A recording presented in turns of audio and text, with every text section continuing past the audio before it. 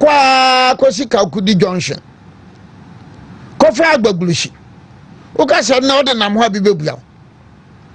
In future we must look for individuals party na eda wo makoma so eti hwa asem ya wo kan na nya we nko adio na ahene be Deputy General Secretary ako Minister for Lands and Forestry Office. So I am in the timber industry me per compartment. Okacho se kope bi bra. So what you want ma na dwene ho na wira ho. What you want na dwene ho na wira ho. So my concern is say any page no. Wo mu na no mu agro mu ai no mu ye.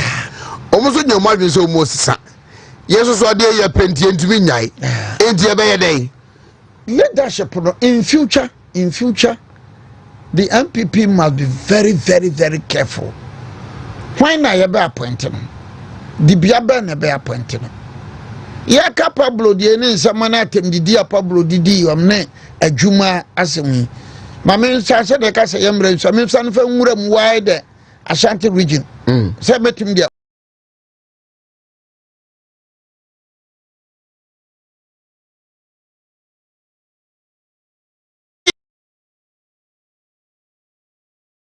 Look, let me be very honest and sincere. Ghana no mantam na ewo mu no na mantam no nyina no na edu meboa. Yeah. And about 2018 ye created man be edu nsia. Awene ba meboa. I am saying say look, party ayato abama 2016 December. No wa be create mantam amana be edu nwotwe no. Be edu nsia no. By 2019, and so making sure that every region biano who minister from that region. A regional minister or a sector minister? A sector minister. A sector minister. I'm being very honest. But I think it happened, Nana. Oti region nipa sana ye man as a sector minister bietum ebiana memhu ebiana mante bietum ne oyon onfrema mintie bietum ebiana memhu anamboa like the Siama who has been appointed by NDC, Bank of Ghana also from Volta region. Yeah, it is a one Sian won't. Okay, so who was Volta region? Who was Volta region for the first time. What you say? Who became Rose during this from energy to railways. Even Amewu free, but let's make Amewu out from the Volta region. After 2020, no, apart from Amewu Volta region, Otiwenekoe. In a half a region, was there any sector minister? No, deputy Bobi. Until Dambocho resigned in our Dambocho was reshuffled. Bunu East. I am saying it authoritatively, sir. Who boom money to Sagana? I am Mantam Dunsian. Away free. Who choice of ministerial positions in Kura. One year, your party will pay dearly for it. And I'm repeating it. Me, I'm very honest. I call it the name win dear mamma no dear. Men koye bibi man le win you free me some. It is a no cracanino, me yard ya quavier, Miss Remy Yankopon. Your mantam dunsia. So by 2018-2019, near mantam dunsia. I know as a fast the eastern region and the Ashanti region, and the MPP was stronghold. It is an undeniable fact, and they are not correct. But what you it is an undeniable fact. Eastern region, Ashanti, undeniable fact. But that doesn't mean, sir, other regions now when you vote to crown, may appoint a sector minister. Man, dear, Mahama say appointed 20. What point is to is immaterial. The most important thing is that a mamwo and a warrior. Na mamwo na warrior no all over the world. A mamwo warrior no ya yan to say ya to dame. Ushan kuraje no the bakwansia. Ushan kuraje no the bakwansia. I'm saying that. So that by 2019 no, and then about 2020 no. Na mantam dunsia no nyina no, obia mako. Na because Eastern and Ashanti ɛyɛ stronghold no at least obetima yɛ bia miensa Eastern be mienu ana miensa Ashanti be mienu ana miensa mamantam bia nya bi o mamantam bia nya bia na trans na hwe no krogen na a region like ahafo esa chire na ba ko be deputy gender Frida Prempe na ba ko bi so ba Frida Prempe was deputy now we say, but I'm talking about sector minister. So you see, let me repeat it. Look, MPP appointments no yen bebre no Eastern and Ashanti region no. Na enkaye says sir appointees no do ma Ashanti region. Yeah. Because your stronghold. Your stronghold no. As I say omunya bebre ampa Eastern as onya bebre. But not Oti region. Can be chira be bia na bi. Now me kwa me no ya because bebre no say twa you yenya fa so bi amfiri so. Exactly. Very region. So Oti region no wapan baako. Sector minister sabati ase. Ahafo bobie ye no akoma no minister sports. As Bono is na ye Martina J Kosa na Jabula na Dambotwe Koyi Kosa. So it means that first 4 years from 2020 2024 until 2024 Martina J Kosa ban there was no sector minister from the Bono East. And do you think I fair? No sector minister from Oti region. Do you think I fair? Let's be very honest. Why would they should be why would you listen your make and sabi? But is it about development? The more ababa beye and answer minister. Look, say about Obiri minister from the region. No, yes. Say we be kind. Listen, in our society, in the African society, so region be a minister. It may look like what the white doing so in here, but here. I see. Yeah, the NDC dominated starting from Atebubu. What you say? Atebubu pro NDC dominated because of Kamana Donko at the time when he was the Minister for Energy. Because of Kamana Donko. Because at that time when he was the Minister for Energy. Mami Sanama Bio, Eastern region, appointments in MPP appointments in ya for Achim Kakra na Bako. Achim Kakra na Ko. I am saying, look, Krobo Fosso or Eastern regional. Krobo. Latte for. Latte crowd, the over push Dambocha Coho. Damboche Ben so Obeka Damboche Elate. What about the Krobo? Tell me, sector minister, MPP appointing Wakrobo. And it was very dangerous. You are doing politics in Africa. Now, dangerous, why did you talk about it yesterday? But today? What's him in Kanwasanda? What's him your Boahen in Kanwasanda? Yamin Naka who be the bare, maybe a bit Bentina a park in a chino. Oh, sir. Oh, yes. What checking? Well, Eastern region. Let's take the MPP first term. Finance, Achimeria, Meboa. Yeah. President, Achimeria, Meboa. Western Housing, Madame Floye, Atachia, Achimeria, Meboa. Road, Achimeria, Meboa. Information. Achimeria Mboa and Kanye Yimba fa Kokrobo area a Eastern region. Sana Yimbako Fako a from place a Eastern region. Yimubi, you come assemble spread it around. Assemble the Achim people, assemble the Kwa people. So look, party no dear, say ni. Mumuni why ni ho.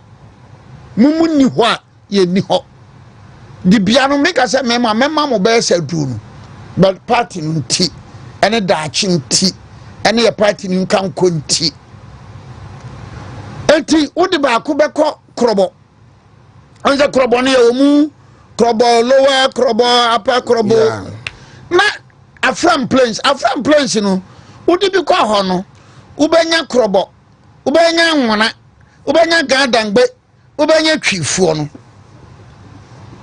I am saying that politics in Africa, if you want to be successful, na person to do ya yen say damn it.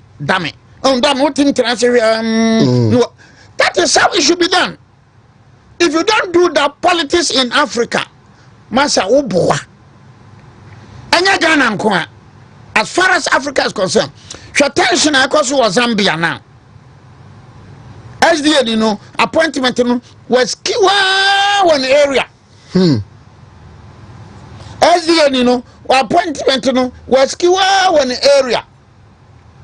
Baby, you're free. So tension is now going on in Zambia to the extent they say. Now, no, last week, but you know, you know, the Beko court. Adanya Beko do nisa, better Bakwa ya duro. Zambia president. They are being tried in the court of law in Zambia now, as we are talking. Come on, yes, I know. Let me can Eastern region. Yes, Eastern region. So the Krobos will feel very peeved. The from place 8 years. I buy and sector minister Ben and from place. You don't over. Concentrate appointment no achemu nkoasa lebekasa yibi fakoho when you are part of Eastern region. Come to Ashanti region chief of staff Ashanti deputy national security deputy chief of staff yeba and deputy chief of staff Ashanti national security education Ashanti meboa education yewo na poho education na deputy meboa anya Ashanti yewo sanitation anya Ashanti yewo akoto ansa na obaroza agric anya Ashanti aviation antaye sisidalapa antaye. We don't run a country like Ghana and concentrate the appointments in one particular area. The party will suffer eventually. Take it or leave it. Take it or leave it. Asantino, Bafra Koton on the Japadia, Koton, if you want a brochure, Eddie Bayer, NLM, UP. Bafra Koto. Etino. Ope this tradition Bafra Kotona wawunu ope tradition cheno bia Kofi Buja sacrifice ye cheno bia BF kusi sacrifice ye cheno bia ama pa ajekum ko form ama pa UP or sacrifice cheno bia na to mema na on those days no apia menka don't go for jo when a sacrifice job. So Ashanti no MPP Fumano ewa Ashanti. Etino 2 mina beka wonsa na wo chicha ma other places in Ubi. Ati say wo pe ba wo pe no sabi ka frachu mesremka. Enye eyi my po open ayele. Oya open na oyele na me do beko a restaurant na me yo see. Ya sa kwa bi na ope gabi. Ono na kan onya no. Na Ghana mpene obodo mempene ndi akwa ne Ghana ne gila ho saa no hu se BNB ba na akwa no bum na kan na betwam na akwa no ba obisa gansa kan twam o se akwa ho se kwa o se na re na dwon o se papa hanse if I'm saying that look, politics in Ghana, politics in Nigeria, politics in Zambia, politics in Togo, politics in everywhere, even in America winning. Some started with the argument say, Kamala Harris on winning. Nam si o adan where she. Na someone say, ne maame owo no no ene ne papa owo no omunye full-blooded Americans. Hey, sir, Mr. Share.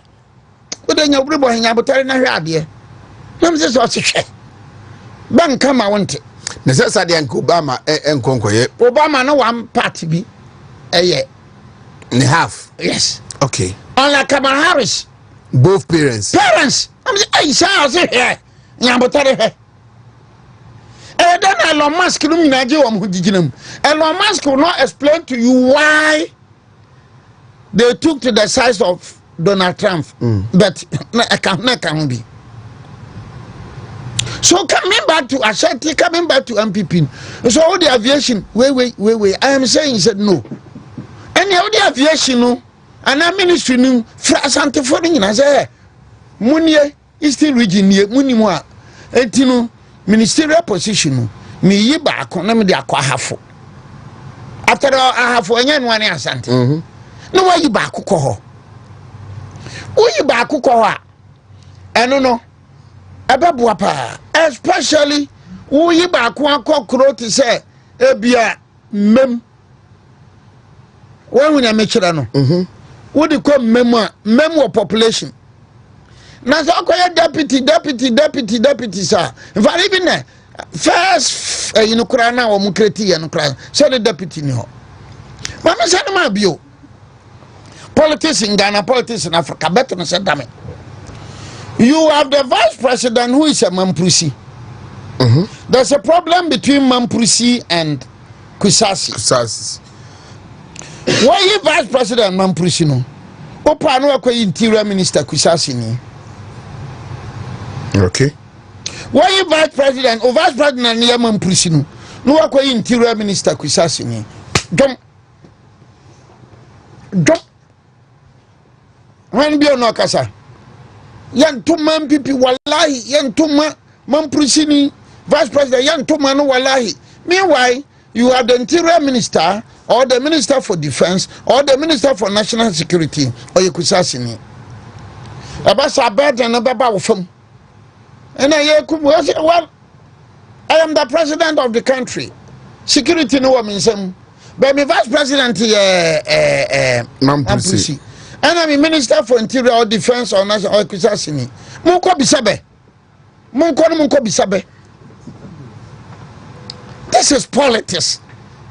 This is grassroots politics. This is elementary politics. I am telling you. Yeah, grassroots politics. Maybe elementary politics. My issue is I want to believe and my tear for my helpful Nabaja to me say this is not known to you. And I said, Kwana, take interest in this. How did we miss it? You will miss it when you don't want to hear the voice of the grassroots politician. If you don't want to hear the voice of the grassroots politician, Obadan when your opportunity. Shall not listen ya nano pay, many way if you deal with you. More video ways to move fast, you'll be a baby sour hada. Obia baby sada. Yeah, moving more on my sabio, Yanko Pona didn't in Diano Mayan. So, Oti region no, Yatuma wo, Yantua Mawo, Fabico. Volta region, Yatuma wo, Yantua Mawo, Fa Obikoho. Fa Obi Koho. About deputy ministerial appointments, now so watch that say. Tony said, damn it. It is with the post way. Ama Ebia Eastern Regional or the finance. Ama Eastern Regional. Deputy finance no. Who bet me the court say fra. Or the come fra. And now so the deputy finance no. Who bet him the accord the gumba fine. I mean anta fine. So you organize it. Make sure say look. Energy. O deputy no. And me call Western North or Western region. Western North or Western region because petroleum hub no Western region. And the deputy and minister for energy no. My very energy now, I'm deputy in the Beko Western region. That is how I'll build it. So you need to sit down and look at the institutions very well. You don't over concentrate. And you don't concentrate the appointments in Ashanti. You don't concentrate the appointment in this thing. Why an Acham? What about Krobo? What about in Greater Accra? Let's look at the MPP appointment very well. Let's be very honest. Me nye tribal politics, but I'm being grassroots politics and honest politics. Greater Accra no, ukwa kofa pram no se geni nungonu mina e Greater Accra. Appointments in sign, just let go through the records. Sign ena MPP every ho. Sign ena every ho. Na Greater Accra appointment sign ena every ho. A man from Wabi, I'm the chile no oko boy, the call health. But no. So in my region, region, you have the Justice Attorney General, the Health Minister, and then Labor Employment. You know. So Bruno, keep me no back from no region B. Sunny Abeya, Ubetimama Manfo, who said, marginalize that region. No. Sunny Abeya Manfo, who said, you've not marginalized that region. Nangina grassroots politics.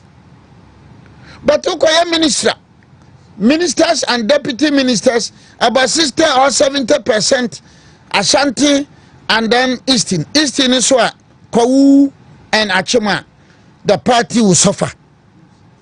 Because you need to go to, you must spread your tentacles. I am not here to do, sorry, I'm not here to do tribal politics. But me chira mnyama makwana mienu ebia obahu se ebetimi aboa pa ama MPP yanhu either say yanhu. We pay dearly for that. Let's come to Bono Wanchi o mainstream Bono. Nsiatre simane mainstream Bono. Doma mainstream Bono. So what about Sampa? What about the Adaso? What about Menye? What about Banda? What about Brohani? What about the baby? What about Sekwa? No. But the many from what me who a deputy minister. And you take that politics in Africa and GDP. And your GDP and your way. Go back to 1969. Sit down. Consider how Buzia won the elections in 1969 and the appointment Buzia made in 1969. Sit down. Consider that. So these are some of the Ashanti region, Modiano Abano, the national one, and we will look at all these things. CEOs. Yes, President Ghana, can we say as a political party MPP, yes, President CEOs doing appointment of CEOs, in all these cases, I'm not ruling out capabilities and competence. No, capabilities, competence, beginning in atom. You cannot tell me, sir. I from plains more than what the mammy water and answer mammy fante. Or more didn't be a friend of from plains you. Say Hono Oka, when Cratchy Yobamuha Eba Becca say, something. Oh, Jinama MPP, I will a from plains you. Ako is a brilliant guy. Akom is a brilliant guy. Are you saying, sir, oh, yeah, appointment of deputy ministers? Now, Kofa come, no be representing a from place you on one. And my whole person can say, yes, George Akom. Yes. No, I'm not quite representing. You don't concentrate your wakwa in suta. Wakwa si the same new to be assay. Now, what concentrate? How no dear a stronghold. So you tell the individuals, say, I had a stronghold. Moment chadie ni ye. Yanchiche ni ye. I am not preaching ethnic politics. I am not preaching tribal politics. I am preaching grassroots politics, which will get you the votes, and the votes. CEOs, what did I say? And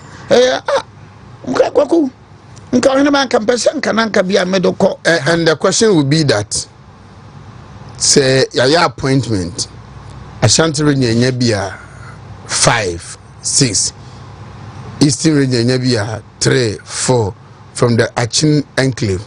Say, Omuna and Man Fanya Bibia, I make an impact to her. Yeni Ashanti Bibi, I think was there 11 cabinet ministers or so. Oman Fanya Bibia, but I could put a half and a bed. I never Bibia, Baku Bequa half. Or no per se. Look, let's be very honest with our system. Of free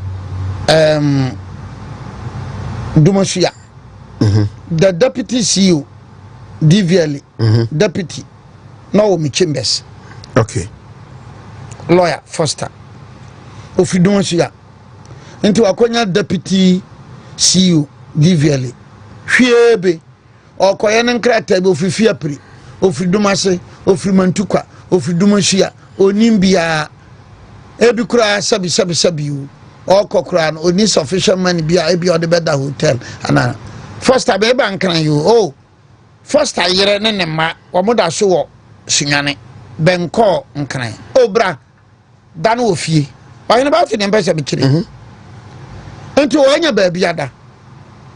So the deputy CEO no nya, ama Nintemu Bino, when your baby. No, you see the system, no, the African system, no. Obi kura ba Kumasi ha. No person ko comfortochia. O man so be say wo hene ba. Hene ba wo china me ba ho. No ba. Hene ba nkam tipa mbese ko comfortochi no ni mpanyini bi wo. Beboa. No waka chance. Enti wo so fra bua kwa ha no kura ti Kumasi ano. Kura ti comfortochi mu nware no. Mfa so a wo de ama no say wo any opportunity ehu panyini. That is how politics is done. You cannot downplay these things in terms of politics. And that has been a problem for the Dankwa Buzia tradition. They seem not to recognize that fact. Look at the appointment of ministers. Apart from Kofi Buzia, maybe there is skewed towards the accounts. It's heavily skewed towards the accounts. So and it is dangerous. The Mahama appointment at Oyen is in a skew towards him. The Mahama appointment, you know, or you Mako. But no, look, take a look at the appointment. A good number of them from Volta and Northern, and that is dangerous. Because I will show more. A good number of them take some of the names like Mensa, Asiama will deceive you. Yes. But if you do a background check of appointment now or now, about 80-85% of them Northern and Volta. Now people are gambling in NDC. And I want to hear. What here? I don't go for you the day, I don't go for another way. What you say? Yeah. Look at Benguni Ekoso.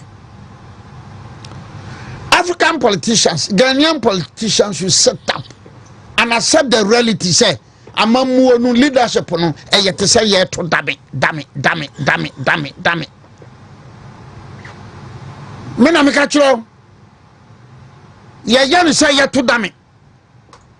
What? At the MPP 2017, MPP 2020. Me can say.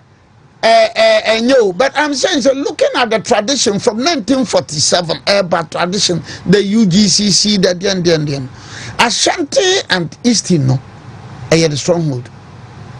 And to the ultimate flower, Muna Graze, and Gaza Mamudu, and some Mamumianu, and I'm Yansa. But then Yakanako. Nayana said, yeah, dear, the bio, and I'm a whole was we are paying attention to Volta region and Oti region. That is still my challenge because a Juma Abanye Volta region, Oti region.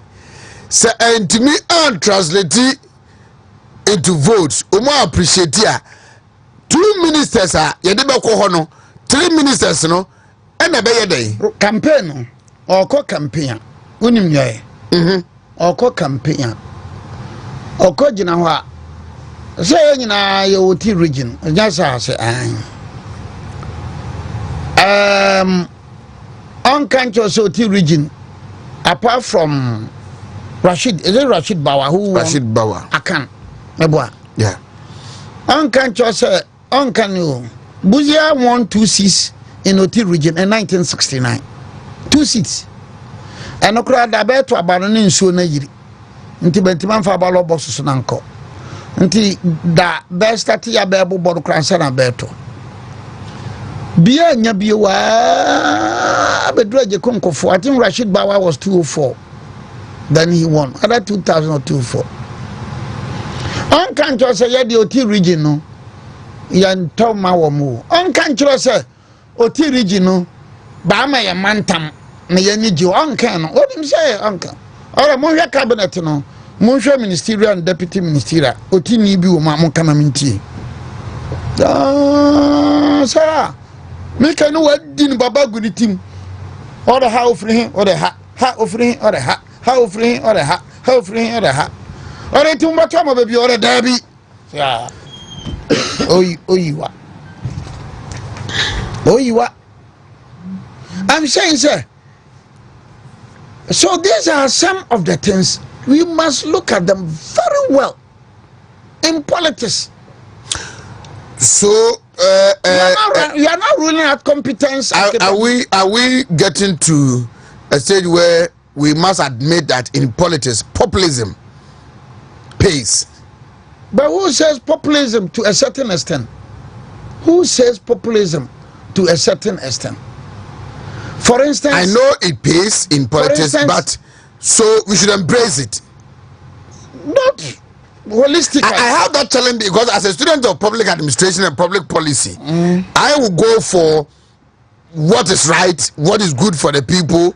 And you know, I say, say now you know to get what you want. If you achieve the maximum resource, maybe man be 2006-2007. No, me a Bui Power Authority. The first law was made in 2007. Now, enya branda pa ba could be ofri abrim. See, no, the Sicilia. She was a minister for lands and forestry and Jikunko for time. Oba omona koye law no Bui Power Authority. Now MPP best at ya na free power. When NDC came, Jabesh Amisata was appointed the CEO. Sika se yetuama ahemfono ne kromofo nyina no. Phone or anybody said me no. Phone that money wasn't paid. Then MPP came. They appointed Fred Oware as the CEO. And then another appointment was Kofi Zamesi with Ameyaw as the board chairman. Honorable Ameyaw. So, as we are talking today, 20, and I say, and I first match, First match, yeah. And I first match. Yeah. As we are talking today, from okay. Cecilia Bannerman. Cecilia Bannerman. Somebody saying Cecilia Bannerman. From 2007 till today, first match 2025. Or he be an way your compensation amano. Or he be an way your compensation amano. But let's be very honest. Both NDC and MPP, who guys are mukofa banani, anasabio, Bruni, or Bruni isini, and a man CEO. Oh, Bui Power Authority. And how do you say so? Montreal can be. And now your first match 2025 compensation cap pre. I am still on the impact or the influence that will make because the influence that now Reverend Father Francis Dra, Anglicans of Penipa, or say Amewu was a minister for 8 years, still not to Abetian. Yeah, no, a dear minister. Energy. No, okay. And then railways. You know, the campaign, Francis Jura, also for TBA. The campaign people may go and say, Efo, Togbo, I just say Efo, Nyabotari, Efo Togbo, Efo, my body, half, Efo Ofrihe, or say, Bono Akan. Finance, okay, interior, what you say, Ofrihe, Wakanoa, Meboa. All the energy, Yamfano a time. Napo energy I say her good. National security I say her okay. Attorney General enye akan So in quote the supposed good ministries, you know, Akudi baby, and you give him railway. Togbo chese nyabutere. Togbo chese nyabutere. Wow. Look, take the case of the 2024 elections. You know. NPP, take for instance, you go to Abronye, you tell them, say, me and Kroma Abronye, say, Baumia, Mam Solo, or your mate, into your bar or now here. Why a campaign Abronye, okay? And this for over boy. Mate in on one driver, so no one meet. You cannot rule out this type of the campaign. They are making their campaign which goes on in politics in Africa. So I am not inciting one tribe against the other. But you need to be very, very careful. And can you father Jure?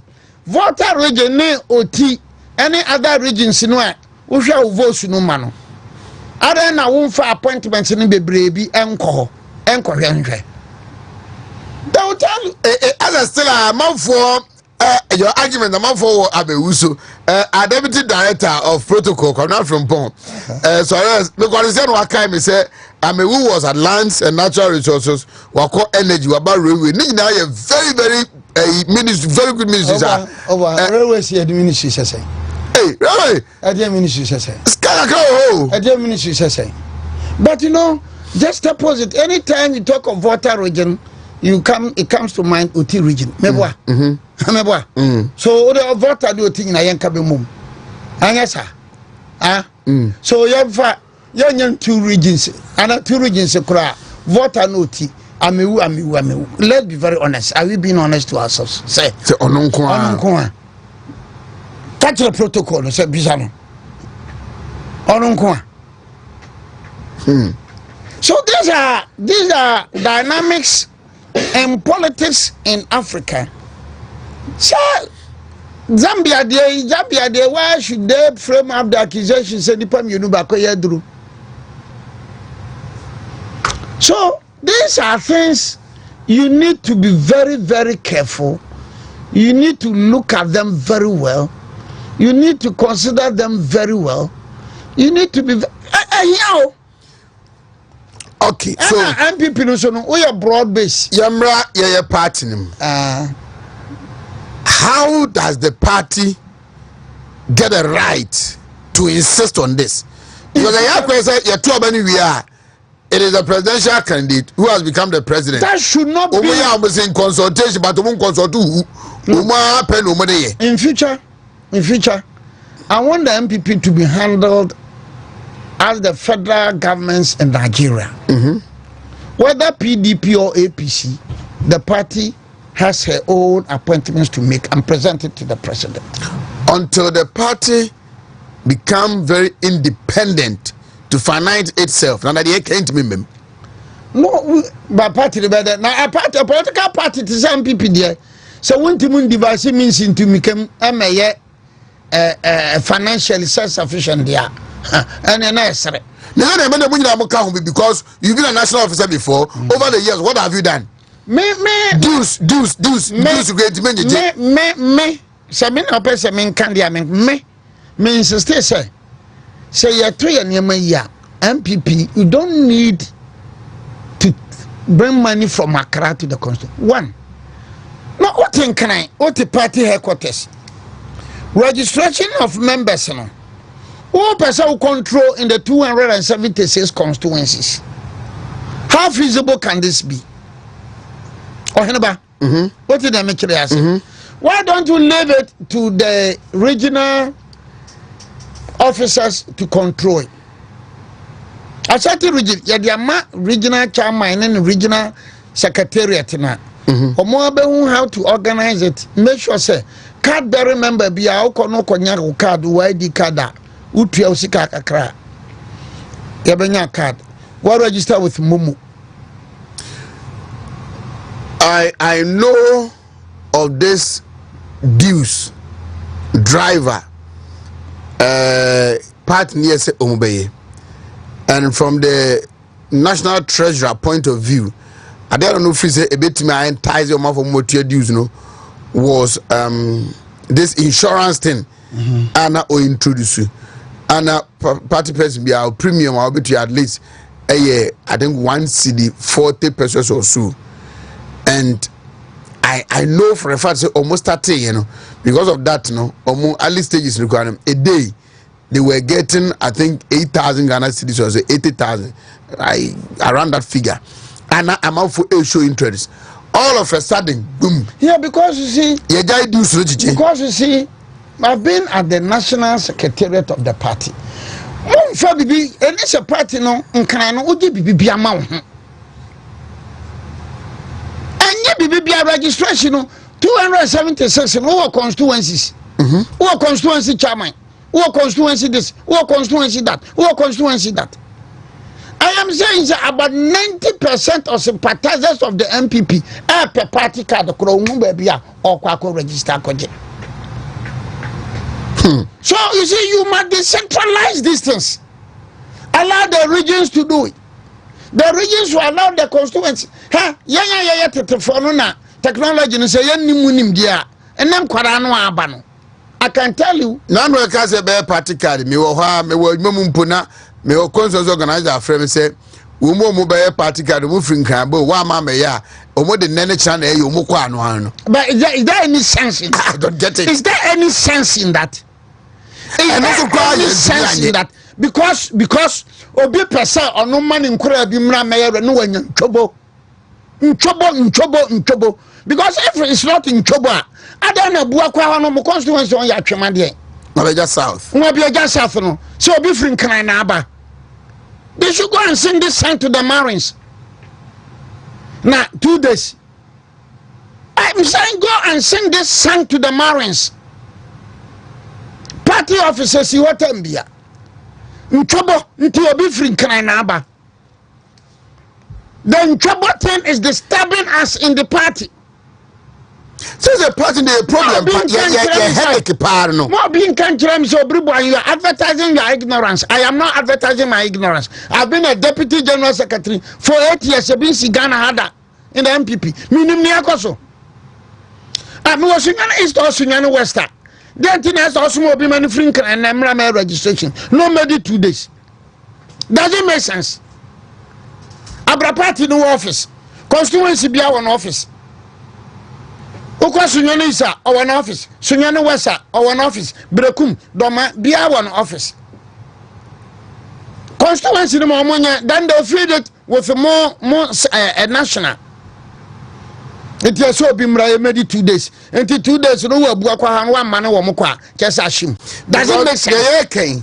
Se party benya hoden I insist say Avia president uyewe yentiase no nya adwena na nya president na hwe party no na was a president na hwe party ni dia why any party chairman general secretary organizer woman organizer obetima nya kokodro uni pa na hwe better say yetimi no kwara ni makwa kan say uyewe me na wo nya adwena yentiase ma wonye one make sure that it should be card bearing members na betwaba. I wish I be my start here. We person call national. Na card ye nyebi.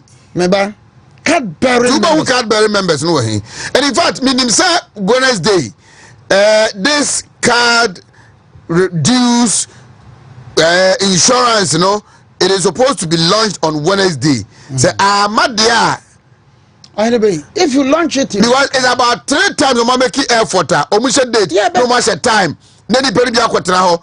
No, but Tio Ohenebe, why do you launch it in Accra?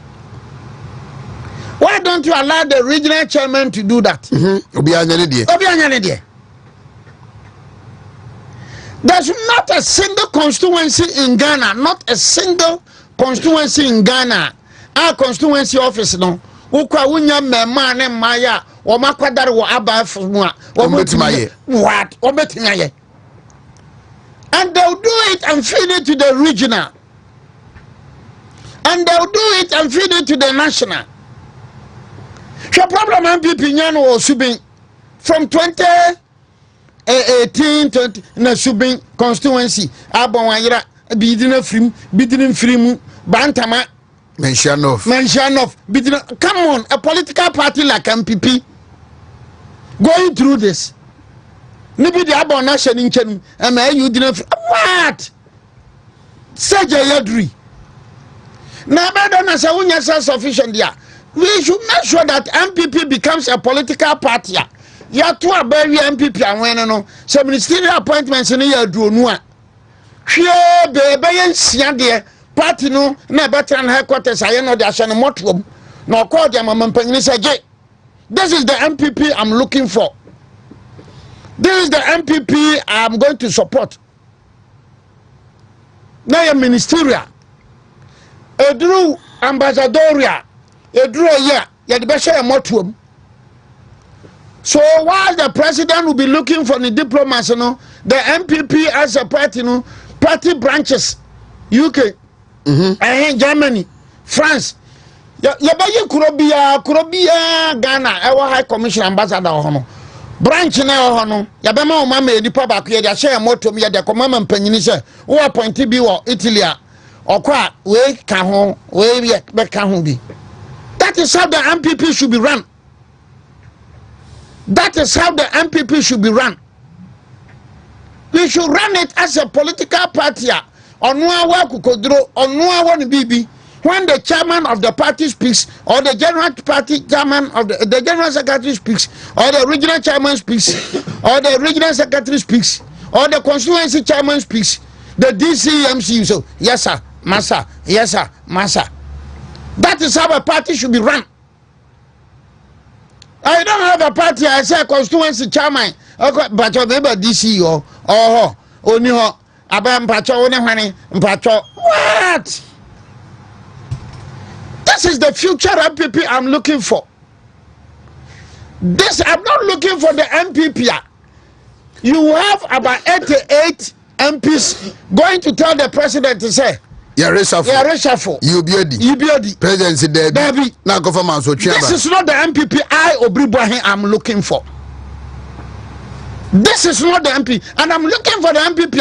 President Nanya reshuffle no. The chairman and the general secretary back say, look, we are going home. Take the party. Nanya chairman and general secretary mukai. Baka and Bakoy. There's no money over for me. They resign. They resign here. Did they resign? Chairman and general secretary be national organizer be youth organizer be na ebetumi aye de working. What should be in them? What should be their qualities? What should be their strength? The driving strength. Me Obiri Boahen I can do it. So when you way? Me be ni wa. Be antimi. Oh say me be come bi. Me come me say. Yeah, the party ni mu nkomo. Yeah, me say me national chairman and now general secretary. And a national chairman. Are you indirectly telling me we have a weak leadership? Me cancer, me come my. Na obaso say. Me ga say me Obiri Boahen me national chairman. Ejo mo to me anye no. Me cancer so weak me come my. Boapayo. Me sam. Upa no wi anu afro be hello Obiri Boahen say na wo so nka wank obede. No, you see, when you have a political party all over the world, you have a political party. 80 plus MPs have gone to the president. You know? And when I spoke on air from Miniti Kasia Kasai, I didn't Kasia Nabakum and Kasai. I'm saying, Sadia, national officers, they should wake up. Oh, Akwabi, Adecha, no, the Aba, Opera News, Obiri Boahen, Jawde, now Casado. And that man, answered the panel party office. I see me, they didn't Casado. Our party office. Our party office. Or the Opera News. Eventually, as he say, and these are a certain region more recommendations. See, and can be. Yeah. And can. Yeah. nti akrachi no didi matem no akrachi no didi matem o de chasa no party office nti o ma kan bia kire Obiri Boahen akekam bia kire no madam da so ya me lawyer. So that is how the party should run. Say Ashanti Road kwale na ye kakra because na omuye bi wo HFM mantima na Krofrum party office o afi de preocupe yesi bi anya national because I remember me media or Georgia Hotel it is a enye consoles and is be Ashanti Road kwano or at least 4 or 5 different spots are obeti ya so to nkeye na fe de bia national see ya so to ya so to ya so to on fredra mo de beto aba. I know in 2026 you must go for national. Yeah, we mean that in 2025 as I say, we organize polling stations and constituencies. Modalities. I am saying, sir, some people are card-bearing members. Ye bamu, wa kuta card, wa register card biya oba tu biya. Na card ye diminye. Uzu wa kuta card biya. The bad so dia. The party cannot win 2028. So anya ni saa. Now dinner we skill no yan some few individuals na yama wo mu TV ni fridge no bana be koto aba aman for the yan koto otom nanti want o jira sa Ashanti Road 1.2 1.3 bankoto 2 point something ampa bankoto die ntini bankoto die ntia ole mankoto fi se wo mom call delegates no am ko no obi ba one day no kuta 10,000 na me na apanyina mpa so eni pa onkoto hela dan no be ma ko ka say aboye nyina no. So just expand it, and you cannot tell me say in 2025 a party like MPP constituency B who person wo year registration in 1970 1971 1971 Kofi Abrefa Buzia no ya Ghana card no information service form be kwa kura bi ase you know 1971 be kwa kura bi ase ekura bi anu sabi na adwa kwa nya kura wo me ka kura wo kura ho nya kura da me ka kura achichi don fa sana bonfa achichi don fa ekura bi wo hono mo ayi Kofi Ababio kurom etimba say the whole day can ko the whole day. And so in 1971 Kofi Abrefa Buzia ye Ghana card, they went there to do the registration and it was successful. Ya mi say ma me papa no bebre Buzia card no obi. Right, 8 o'clock I WONTUMI radio and WONTUMI TV lawyer Nana Obiri Boahen is my guest as usual on a Saturday morning like this 9 a.m. Yes, sorry, na WONTUMI Sports Fancy the Maria Newton Lati Akomia the Sports Messiah ne Capo the Supreme Ababe Twaswa Kopembe 1 p.m. and Sana Omasori. We have about 1 hour to check out of the studios. Nana after Yemen in the Ashanti Region Election Review Committee report no na eninkomo vis-a-vis and what 2020 the anaba na yenhwe eno asem kaka na fe yenko enim. Yeah, ebeni ni yakeka keka. Ni yakeka keka ya no. Ne ya boboso no. Ena bio party no mpayimfo no. Once again, we need to be extra careful. Look, let's be very honest. The municipal and district be ni hwa ebia wo andisi fo ebai adwuma bi emeto ho ese de mamamfo district municipal. Yeah. Wo ko pa akora no de na ba be hye adwuma no men kwaje ni sika. Ministry bia ni ho a adwuma emeto ho meboa. Wo ko pa akora na ba men kwaje ni sika. Enya aboa no pe kokwa ye nti no de ho twetwiri sie see the tintana titia bia ya pa ye hu nti ne ya kyekere boa enti ni pa no de ho adom party no a ode no ho adom party no se na eduru ba bia now abema no abaya no ne maame ne papa wakwa ba opra we afebere bia ye be fa nipa adwuma bim arafa 10,000 bra na wa ansa apobo na sisire ya moyi eye. And you know, they will be giving these assignments to their peers. They will be giving these assignments to their peers. No peers no cotton. But here the proceed. A cotton, soldier, a cotton, migration, prison, fire service. No a cotton. Okoye no. MPP ni na nyesika ntobi. And this ni nyesika tobi. TNDC ni ba no kobi nti o te kura na se wa ofrofo va share ola wa MPP ezo de ba no da se na mfie miam wa NDC mba no wa anya adwuma ba afa no kan okura ohene ba these things are not good. Omo de ma PS no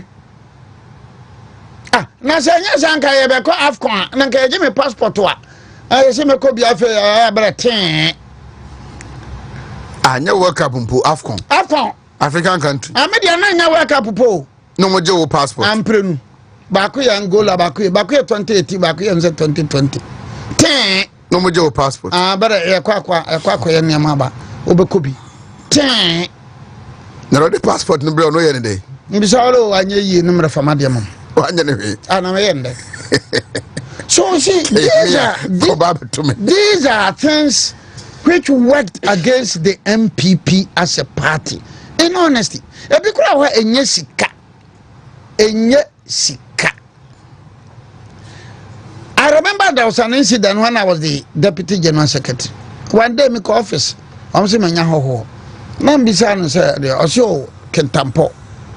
Na, not that he was a organizer, not qualified to hold the position of a headmaster, and that school should be vacancies should be able to toho into oba party officer no abehwe mse sir ase am abetra ha mansa na mse na woni mpanyini bi ola ofra panyini we wo GS mre o number fama na mfre papa mre se ni pacho ya damfo ba ko bi ba o se o ne ma ne mra o hene ba kapreni da money we solve problem no man. And people from paying for be will help solve the problem for you. E bring you teamwork dene. E bi kura abekwa no. The secretary will tell you say oh na mpacho we book appointment there. When the late Debra was the minister for Agric, na me original chairman of MPP. Me kwa the secretary no say oh me muku appointment there ene ontimi home nam see you no say ne mentro form bi na mentro form ono kra se oni ompo na ho so kra me muku appointment nam see you me dan mani me kwa no manya call na secretary na from say oh osebra what you say so please me nka say na say normal yeah abekan when you are living with it nka say nipa no nyina ebinum wote wo mo so a na wa sore. So let's organize the party well. Our leaders should be bold, strong. I know you have thought of many reforms when the time is due for the constitutional amendment. Can you share some of them with me? Yeah, Bini sir. Every MCE or every MP, certain or former, should be a member of the constituency committee. Constituency Executive Committee. Yes, every past, present. Okay. Momo be a voting right.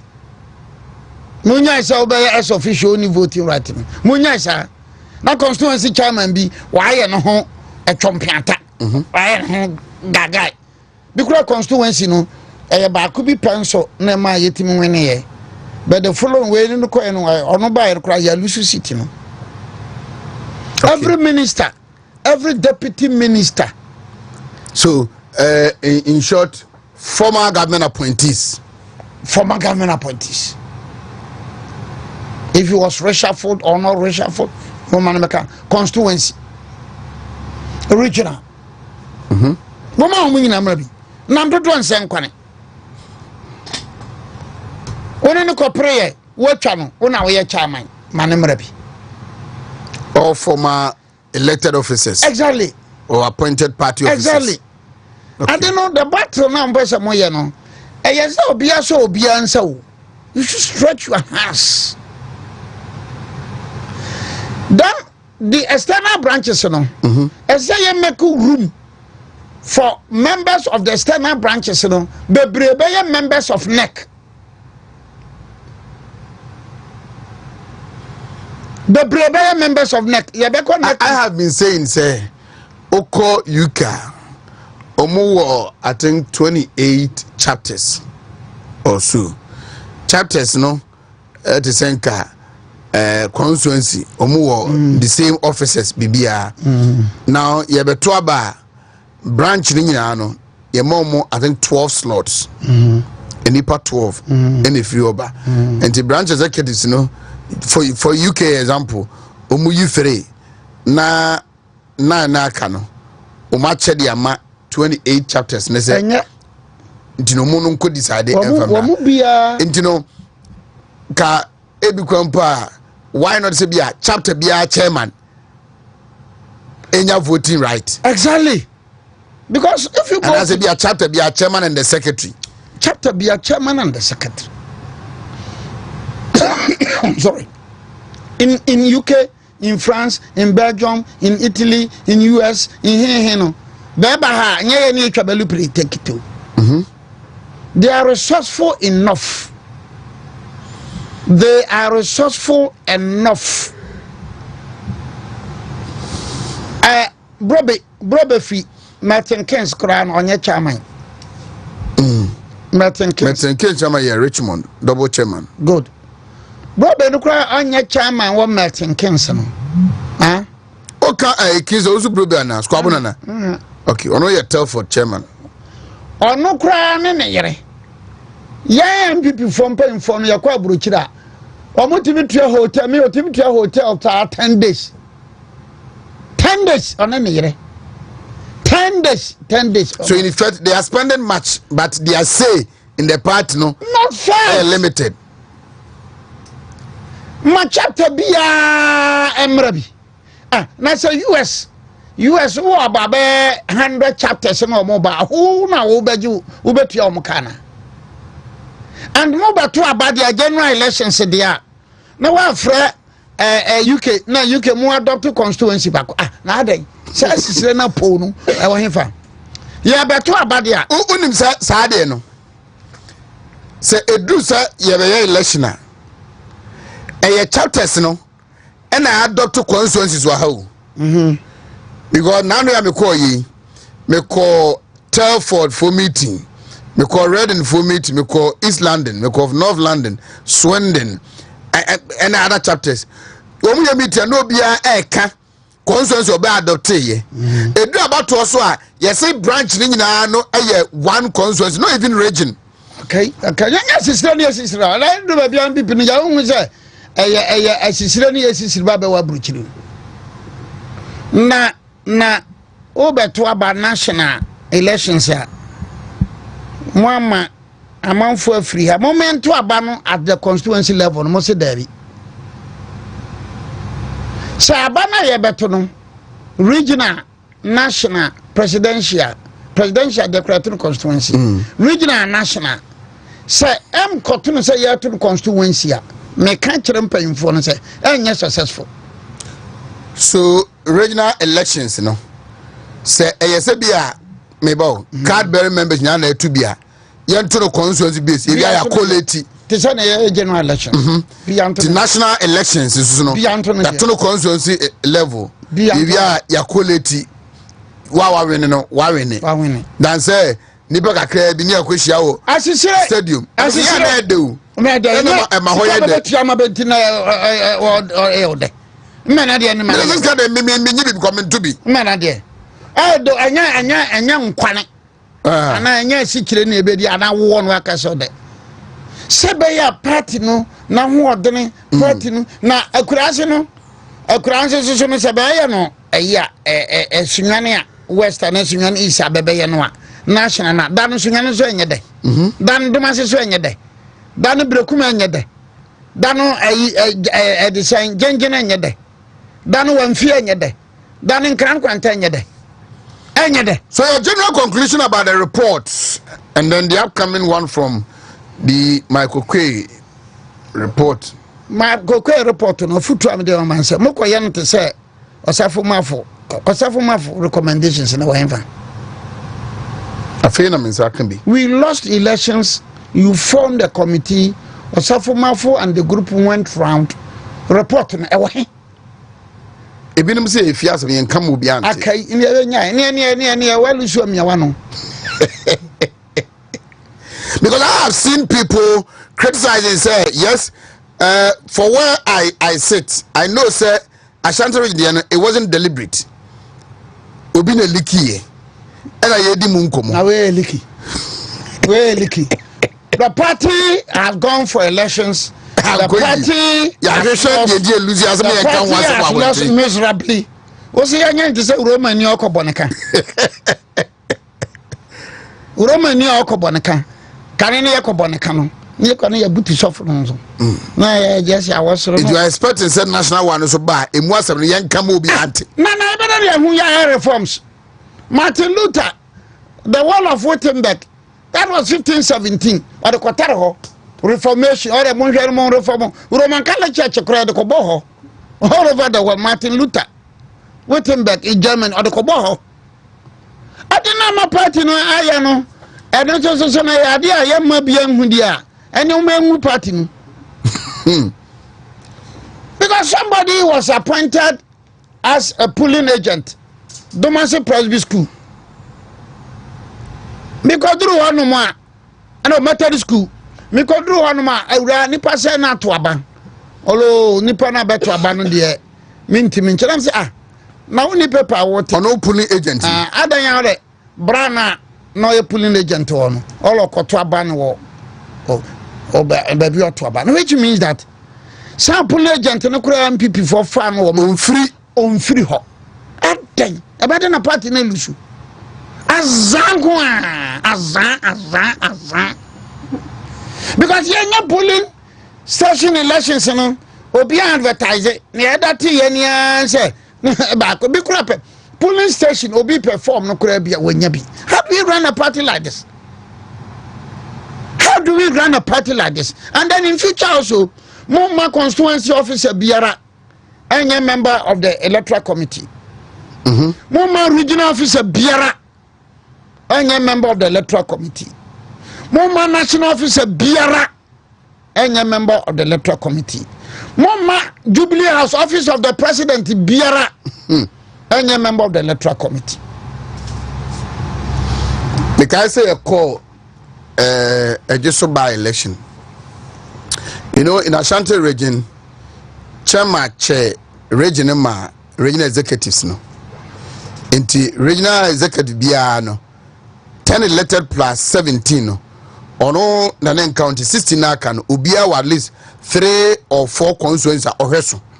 Police stations are no. You are talking about constituencies. National. Yeah, the Ashanti region. Okay. So 16 regional officers no. Sen compare 17 WONTUMI nenka ho. Ono oversight we. Tebia women organizer or constituencies 3. Women organizer no da bantuma in share so ne kwada so. Regional organizer e wono constituencies no wo be kwai. New Dubia say and I'm say Obuasi East.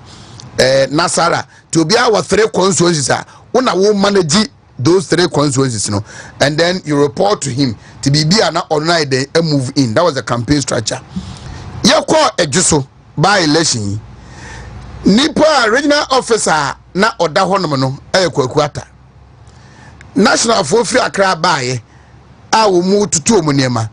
They brought people from Accra. Or no regional officer na otia juso Jabe Kumawuna or no Eresuno.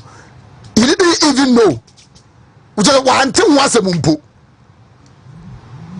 Onwa fanfanto. He has been in the constituency for about 2 years. Ono na omu bibia no, omu the series no the about regional council meeting. Onwa fanfanto. I say no answer.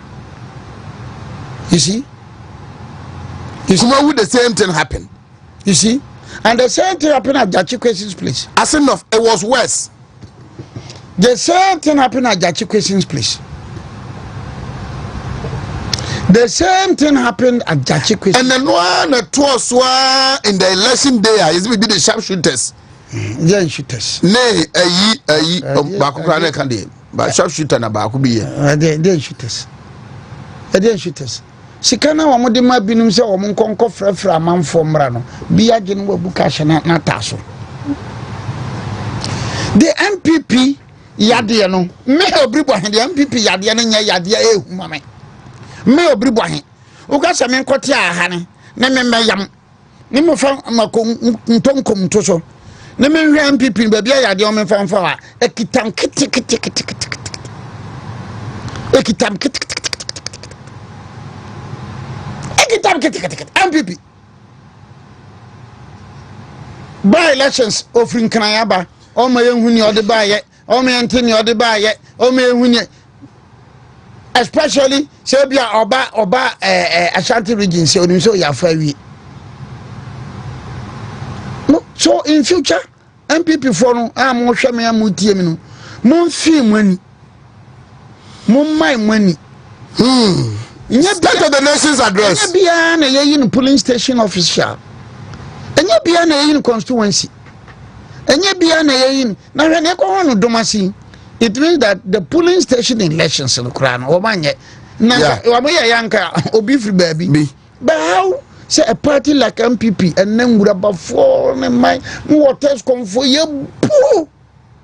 Just tell the test con in itself. Ukraine free no. Go there and register as a police station official. Minimum be ata kakra ba KNUST or Fiapri. Sister Baduba. Akurai PMPP na akurai ni muma say. Sa akurai we wo Fiapri no. Nti ono na enko chini nko kase munya mi polling agent. Fiapre atano akakra nan kaso pe ho fiapre pulling agent every person omuye communicators. They just wanted to be communicators. He wants to be more communicator bi he's a lecturer obaha or display pa damn brilliant tuntum Fuku or the Fuku Dr. Fuku tuntum yeah I say deputy something na no can abobo tricycle for allowances the yantwam car allowances I Inoko Boahen champion Dr. Inoko Boahen. Come on. And when you hear him making pretend more the man for ba awia no tie bi do presentations pa one more presentations in say yay MPP inti akrache for me nsin chese omutimi ya analysis na wo hina champion say look me yam analysis bi mo hwa ndc for say omotwa ka allowance and so motor allowance de omutwam carbon mu kasa fantastic. Every afternoon I watch this program by Decentralizing. Keke. Fantastic presentations. Fantastic analysis. Now a binumu person ye police station or ye agent kakra ye agent kron kan kese kon mo duane bre no me kafia pre o kakra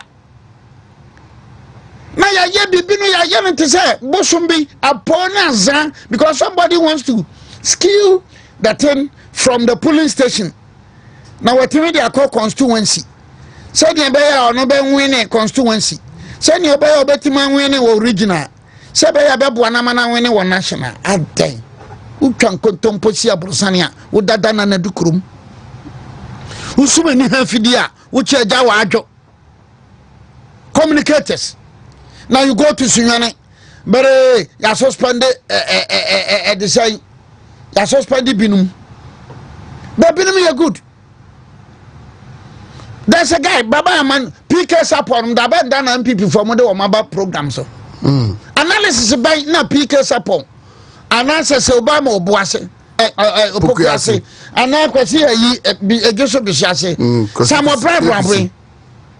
Analysis by Brofo, tree. So Baba and the crowd Brofo tree name crank. He wants to be a member of the communication team, and it's where then. Mami Musa we na young call State of the Nation address in the show. Bottom up or down up to top. Down to top. Hey, we answer and you go bigger remove. No, down to top. Yan to from now Kosro. Yeah, and to Kosro. Mumam polling station executives, no, as I say, you register we no. Never say yet to you make announcement. Obia on your regional constituency bibia on a beki performs no me no me ansa o man na beje forms no o man na be date o man na be kwa gina hamayato. All right, let us see. But State of the Nation's address. I'm about to say the mayor kotoka should be a generative President Mahama State of the Nation address no as usual. Me, I'm not sitting here to talk like sabi obia ono de oh, who see evil hear no evil. I don't talk like that. Ocean presentation, I always present it as a mature statesman, honest, sincere. So President Mahama, Wamani, State of the Nation address. But I did could be a PK and me no and say President Mahama can say Coco board the car. President Mahama can say ECG the car. Nigiri says Sabaneka President Mahama enka. That is the presumption. So then a Coco board. Yanto Coco Cotolo. Coco, Yanton Cotolo. Now for the past about 30 years or so, yes, I have and San Yatima syndicated loan. And you fed your money. Now, my men are not on chocolate or Vodafone for any more on the Ontolo Moko. What I say? PC no on auto Coco no de ma PBC, and I saw Todema Amajaru on the Ontom Moko. Ghana crash for them rubber for Obiri. Bed the money bro. Bed money. Partisan politics in tea. MPP ba. No abaya. And this is so bad. No abaya. Enya. And no, eventually it is the cocoa farmer on an ebre because the inferno na yeko conference, yeko seminar, yeko way. She can be anti cocoa no buono and kosoro. You kuyanina bre na no vati yaze yache koko vede kotogo vede gu jarikamu na si o match ba mo fa but ntimu ntrasi hu si adentia e bia disparity bo no a ko papa na de koko no free Ghana ekotogo ona odi free en chance koko kwasu eko Cote d'Ivoire no e ye bo no a why don't you adjust it because of say risk bi home Ghana crash for MPP Coco board the car NDC Coco board the car MPP ECG the car NDC ECG dying as my men and papa no why book your son on the car NDC ba no obaba here man for Coco board ECG MPP for say political persecution MPP so ba no so ba try man for but political persecution near koya na ye buy ya koya na ye buy. I've been saying the party like MPP, yet PDS wansem. PDS aba, yet the assets are my PDS, yet the liabilities are my PDS. Nansa yasi anya juma. The PDS bebe di bosu bakobu. Sikara ohane ho. Who took that money? Nesikara kohi. Nti obi cause financial loss to the state. Man, this is from Ranisia, Baba Yanshimua, and people for Baka say political persecution. I'm sick and tired of Ghanaian politicians. Both from people and NDC, some of them, men can say, oh, I, Obiri, I'm sick and tired. My brotom. Now, we're about figure CV, and I never saw about. Sister nipa be adosian nan ya NDC buy no but ya jabe nyina political persecution. What be that? Doesn't make sense. Adosian nan no hwe mu ofoso apofo de okokasa baby nti anokra podie se enyehu e ma Ghana moka anameboa na siamanum de ya be ya se basande ne ko Bank of Ghana then it is only in Africa mre yankopon mi hia wan se ma mabisa wo no so yankopon ya no African intellectuals, some African intellectuals, some African politicians, some African academicians. Ono bobe sana. But you know, is it common sense should have done upon us say makra ya nye prosecution no. At least we didn't be baby afa no ko baby foforo. Won sane ko baby na wo no a.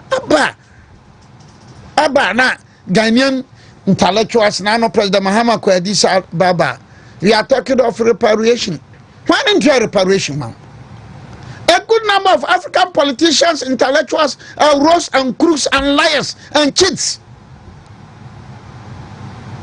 So bringing up a reparation, look, this week and last week, the front page daily graphic, or a 99.755 billion cedis lost from 2013 to 2014. 2013 to 2014 MPP wom NDC wom 99.75 billion o anybody wutie anya ko for dada ne bio so the current 99.75 billion no ayako for de ne bidia and de atwo bitimodini in Nigeria last week 3 trillion naira gone down the waste. The friend waste means in Nigeria 3 trillion in Nigeria. And Ghana and Nigeria are talking of reparation. Sika yankopon dia mamu asase sika yankopon dia mamu makrachi for numraba for mudi sika nsia mu boma. Ghana, the loot goes on. Bibiansa. Kofi Bantel wrote this on his Facebook. Say, I found a new word. Recrudescence, meaning the return of something terrible after a time of rest. I have a feeling the second coming will be much worse. Oh yes, much worse. Yes, but I guess those who ask for it deserve what it brings. Let's sit back and watch. Kofi, you are right. Kofi Bantel, no. Kofi Bantel, you are right. Kofi Bantel, you are right. Kofi Bantel, you are right. 100%. Recrudescence. You are right. The return of something terrible very well that, after a time of rest. Very well that Mahama has 4 years. Where do you say a baby or that is Africa for you. So when I hear African leaders, African intellectuals talking of reparation, maybe I hope. Reparation for what? Reparation for what? Nanado, reparation for what? Tinubu, reparation for what? John Mahama, reparation for what? For what? Nanado, PDS, no, and Ghana. We are talking of reparation because slave trade was abolished in 1807 and slavery was abolished in 1833. No money Ghana Kuramai. Reparation again. Now let me come to John Mahama and President Akufo-Addo. John Mahama and President Akufo-Addo, you are talking of reparation. You know what is happening in Mali now? There's a multinational, we are friend of Barrick. Good, we know. Barrick. And the ruling military junta in Mali, no, Etimia say, where we to go to Mali beyond 35%. WONTUMI Ajay. The multinationals have agreed. Nanado, Gamahama, Ghana ya 10. Mwante. And Nanado goes to Sisia in Ghana to say, oh, Kudia, and ye Obianka se kuye.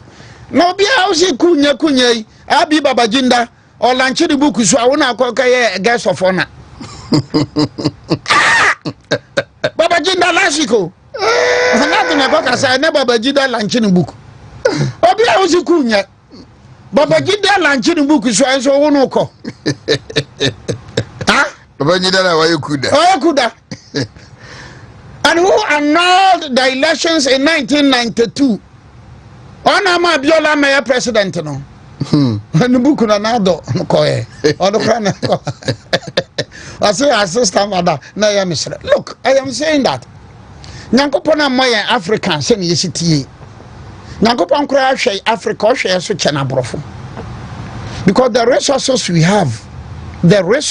we have, and so no, the problem of Africa, and say some of our leaders have been very, very disappointing. Some of our rulers, some of our lecturers, some of our leaders, some of our managers. Africa can get money. And baby a Singapore no one in South Korea no one nanka safa but bad leadership. In 1335 to 1330 to 1335, Mansa Musa went on pilgrimage. But as you are talking now, Mansa Musa Okono, Sika or the core, you know, Ama gold boy about from. With Elon Musk, Zubere Canadian, the world still considers Mansa Musa as the richest man. The richest man, 1330 to 1337. That was a brother, do the calculation. The richest man. Malio. Mining has gone on in Ghana for more than 150 years. And so we are still hewers of food and fetchers of water. A percentage na bisibasa. Gold bisibasa. Diamond bisibasa. Percentage nisa. Esa. Sikana sokra ba.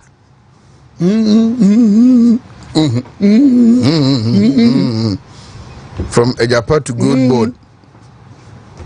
So whither are we drifting? You know, whither are we drifting? And the story is all over. You go to the extent that Rwandan troops are in DR Congo.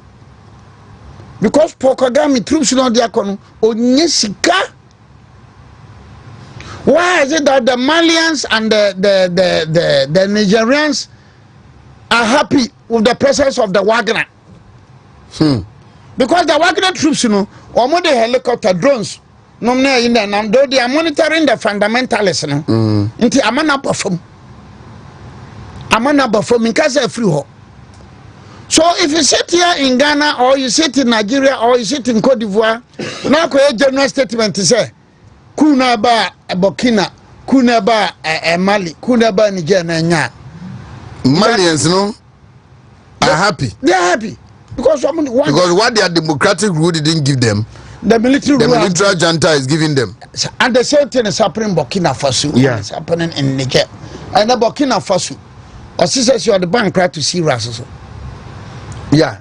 So Burkina Faso at the bank or two journey tomatoes so what then you spend $12 million to revive the poor lungu. Sikani yang now this is for benefits of the committee near Chiobini and Nkokotwa was a political persecution. And people should ban over Chiobino and Nkokotwa must say political persecution. No, Yakoyana by media. Well, Baba Janam about my Rose and by Katkisuru Sunday. Beja politics. Aye. Because my car, Babin Kotoka, so I'm Rana. Sealed to change the name of Kotoka Airport. Betty, I am a sir. I am a sir. And let me take this opportunity. Namena Omoye Tankwa Memorial Lectures from 24 February to 26 February. Menna Omwase. Now, on behalf of Dankwa, Buzia, Dombo, Jatoka Leo, J. Kofo, and Aram Ponsam, Menna Omunyanase, Omoya de Pa. You see, coup 1966, 24 February 1966, and a Kunubai. By 1967, na ahemfo Kwame Nkrumah de wo musiye na kunu ba ya omkwende we 133 only see you hene only see na those days you know na law no if you are installed as a chief or enscrined as a chief you must get government recognition when you government recognition unyo hene And it happened in PNDC 207, PNDC law 207.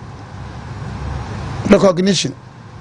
So that brought about the problem with Ifigase. Could I do a well-known case? Ifigase. Ofosuja bo bechem si analysis by an okoye. Ofosuja bo bechem. Unzo ofosuja bo bechem or whatever je kum kofo mame. What is abako senda? Aje kum kofo mame no. Ba anu ba wo ba ma no. Ofosuja bo nko ana no CPP ni. Interesting. Yeah, ofosuja bo on ba fa koto so we. Now coup happened. Coup aba fahudie amanfo ani age. Go and look at the Apollo Commission recommendation. Wonderful. And kwesi practicing to say Ghana's day of shame. Now no nipo be kasa 24 February no China ni. Na say na wa kwesi practice no be so ka Ghana ba kwesi ntro me a. Wa go for be free China. No. Now anumu ena dey ni see here. The coup happened 24 February 1966. The NLC proclamation was made on 28 February 1966. Kotoka was killed on 17th April 1967. 17th April 1967. But in January 1967, now information was a bin person coup, and the person who was spearheading towards Atta. So Kotoka was killed on 17th April 1967. SB Atakunwa Ekofe Ibano, your friend for the purpose of Mamuti Abakoseno, your friend the guitar boy coup. The guitar boy coup. Someone to Sasamuka. And January Naya Kotoka. Now I want it to be on record, sir. 17th April 1967, and Yakotoka Kwan.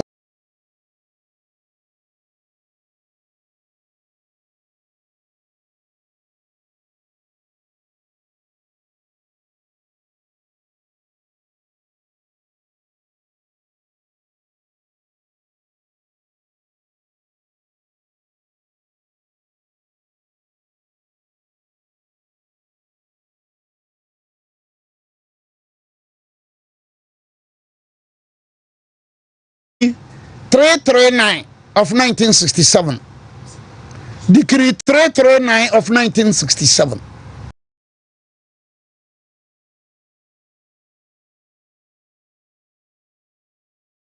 Yeah, the Accra Airport no ya de betu Kotoka. Ntimo amunim no, amema abakosem ne no.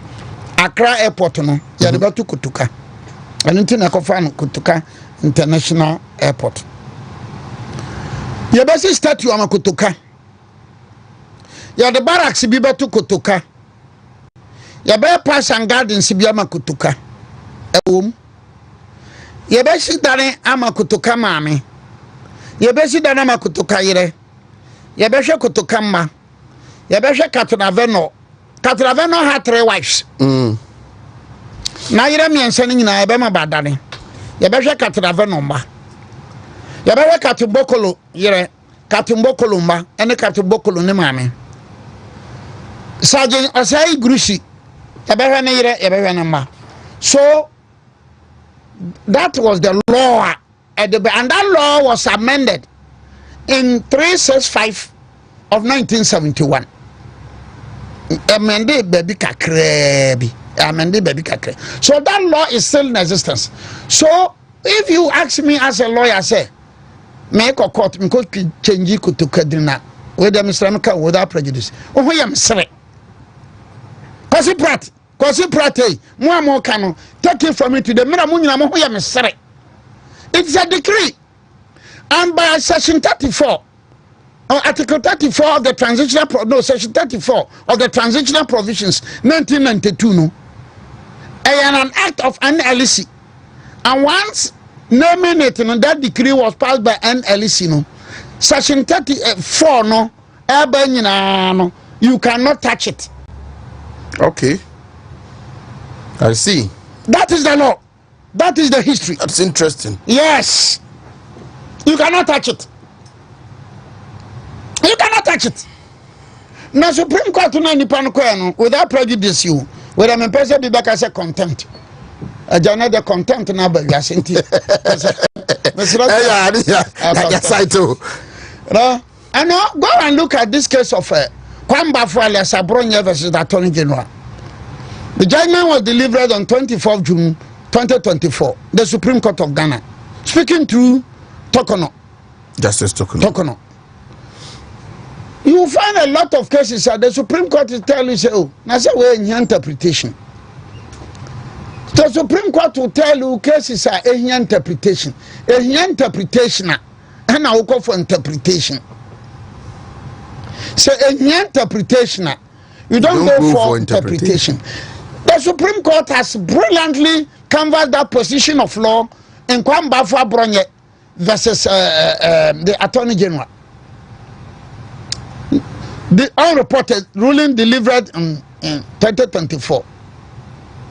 So, where do you go? And then, apart from that, a transition provisions in Libya is covered.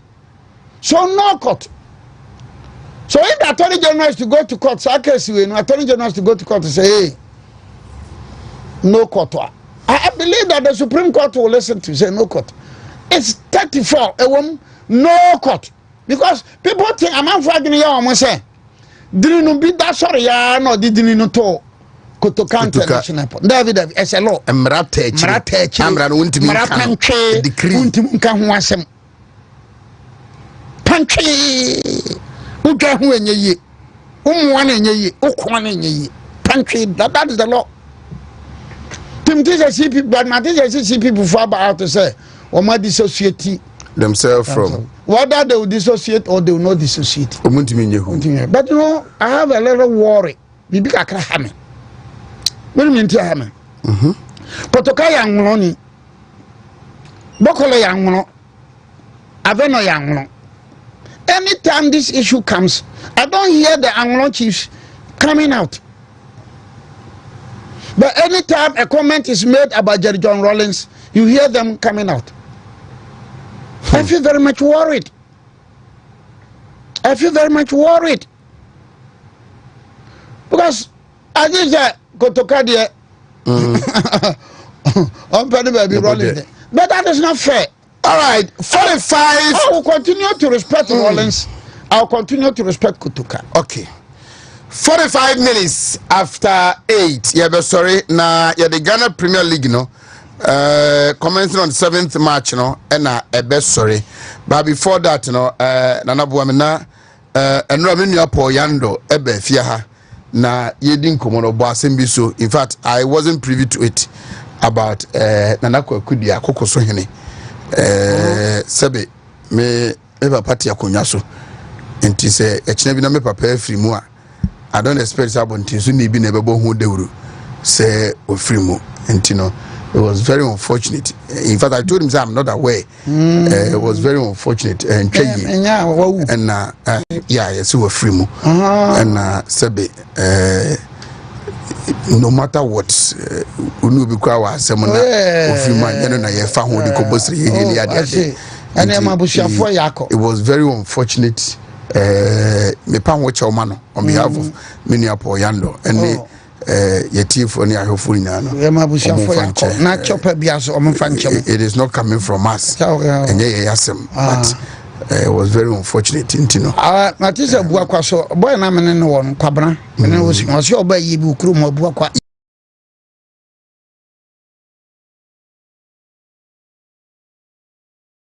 A ha more. Okay. We are sorry. It is very unfortunate. You are talking about Ghana League 7th match. No. Me no share. You can Ghana ball as a man. Me can't am to I just say we don't have the talents.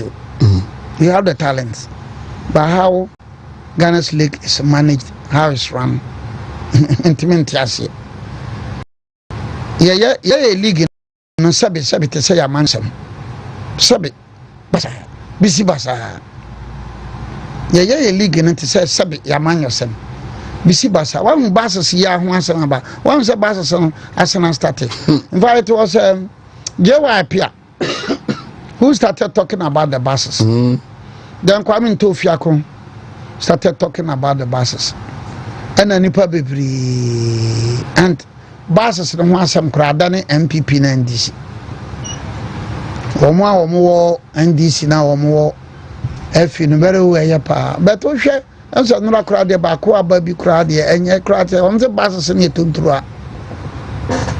Buses se ho hwen na wuramu a. On se tontura. Ese ba ko krada ase atete ma wuramu a ohwemu a ohunu fom. No, but so dan na mokra na matoto buses modi amateams no ana ba hu santi na obi say ma brucha do you know say last year one club already wo UK no one sika onyaye no TV rights sika onya no eso se ne club odi first for Italy club already UK premiership no sika onyaye no eso se ne club odi first Italy yes sika onyaye yes last year interesting last year when say me di ball cheaper so it tells you say football no baby be organizing ye no me say enra me wo I'm a registered member of Liverpool me wo a platform be so now the Liverpool Metropolitan Police no I shall say prepare the street carnival there's a celebration no a parade omubeye should they win the league they will win they will win May no mabo last match 21st May they will win and you know I tried to research that then I started say potential league leaders need an air prepare into way no she said Spain get to be wrong guy petty issues Spain WONTUMI and determine Spain no so she said well organized share way pa na no me share that atata bodro yeah me share then Liverpool I think Liverpool beat Newcastle was it Newcastle 2-0 and watch those matches let me say I think Forest Forest the boy good but I think they lost and bodro they lost Monsieur Liverpool win here over for league and penny and pass Barcelona Manchester United cried and Canano and I cried and can be I know usually table baby on Manchester United. I have come to agree with Nanaya Okese. Many Apeno Peace FM say the problem with Man U and your coaches. Players and yet. Because partly administrative and then the players. Why Rashford call Aston. She matches Sibia Wabo. But could be when he paired against Asensio. And look at that brilliant performance Marco Asensio crashed last week Gobi. And no so Rashford and the passes. So they are denting our one na omon person Rashford Obobi wo Manchester United. Just like Mourinho the year Salah or Chelsea. That is it. So Manchester United never so the omo bobo na hwehwe Amfini no abriki. Now no Madrid say resource I that me say look next time be a classico be ba no me am tin Barcelona by Madrid be share bisam sadai ubisam no otimu say Kunden Arajo Badin say new star bi na yatro mo omunyina ba ni mu pa as if say quantity architects no ne duma GTP outside trash na no mo setting anano okuta Mbappe by time on Beshia and Jude Bellingham so na card no okuta Mbappe okuta Jude Bellingham so on am na okuta this boy is it Vini okuta sani pa winu because Vini ane Mbappe no mirikadie uboa and I'm saying say look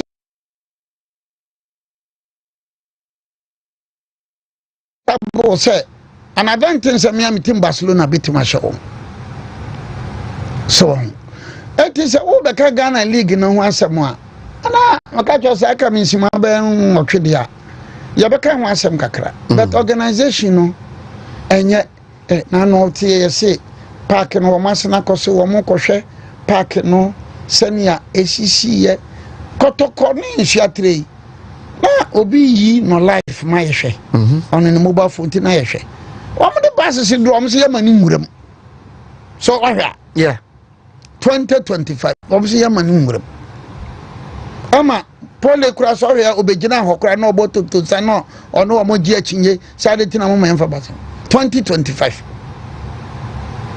tese bibia na ya nokura kanfo no yehu na mane because ba bibia be kan nokura enti wo kan nokura no amanfo mpe nokura kan enti amanfo mpe nokura kan no amanyo semo ball mo hi asori dem mo za asori nokura enti na mko obi ache na nsen no me ko ruma no ache no wa nokura kan no amanfo mpe seka but no for how long can we live in this system oh hin ba yakwa brochire abibifo a ewo Africa han ya na yakwa brochire nso yakwa system no yakama no na yadi mraso. You live in a country like Ghana, they are now you say na hokra no uko be to say Swindon Boramwood no ne bush no be na abrofo no tete na Africans ne ko ho na no mutuko na omwa ka cho say ahade na haye paa na bibifo na betena ha no na ti abrofo no tuko akire they be wura bia ya kwase ho. But look, you sit down, you remember the new patriotic party, you want this, you love Ghana. Na ka say Ghost News National Service na rejoin da ba nti bibi nka o say na hwan na e ka nokre you understand hwan na e ka nokre nti ya mpa say Ghost News no 80,000 na say 80,000 kra na 10,000 eno na ye say 10,000 nti nke de fa mema na maya 10,000 nke moye me of akudufia no say you introduce Ghana Premier League and we ended up discussing the English Premier League.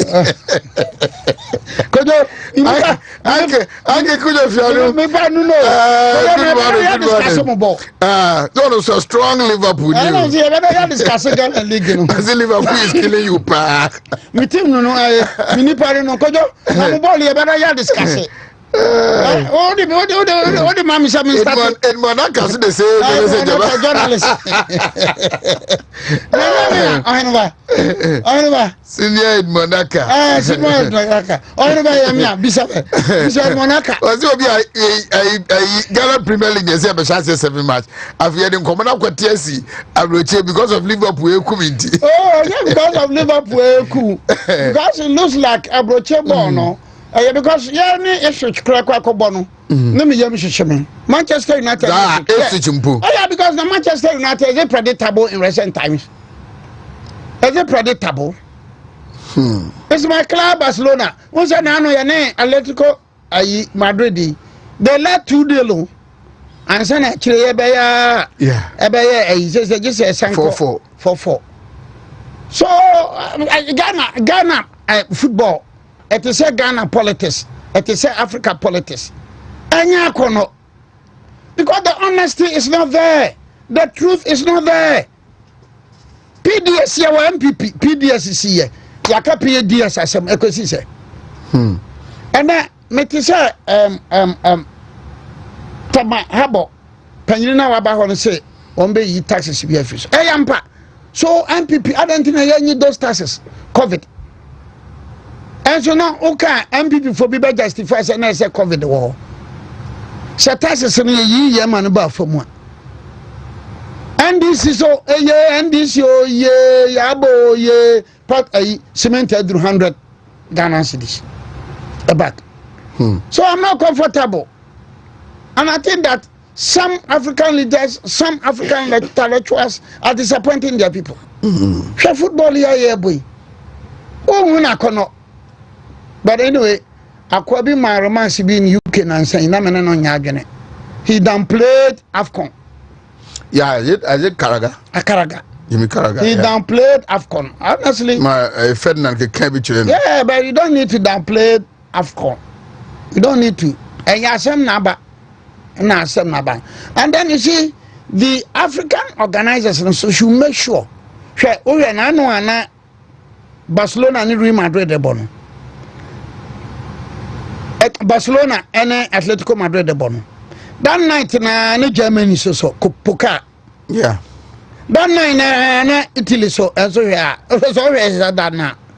So it means that we synchronize one league matches now we synchronize. I think as Africa so synchronize the say. Ebedru say we mako break after May nanka yeso yebo AFCON.